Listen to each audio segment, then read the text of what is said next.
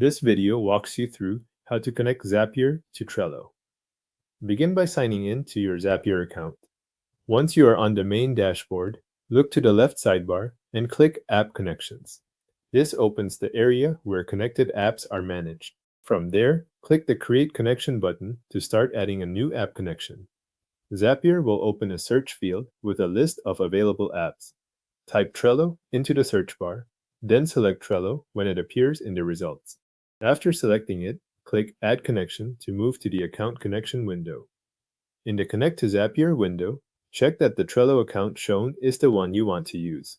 If you work with more than one account, take a moment here to confirm you are connecting the correct one before continuing.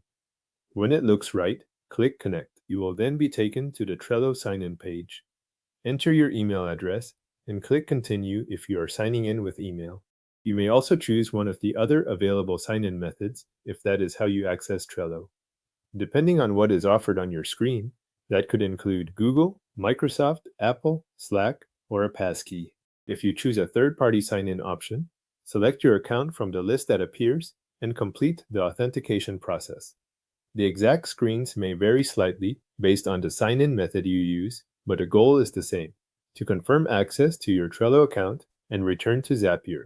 Once authentication is complete, Zapier will ask for permission to access your Trello account. Review the permissions shown on the authorization screen so you know what Zapier is requesting, then scroll down and click Allow. This gives Zapier permission to create and use the connection with Trello. After that, you will return to the App Connections page in Zapier. Look through the list of connected apps and confirm that Trello now appears with a connected status. This status tells you the account link has been added successfully.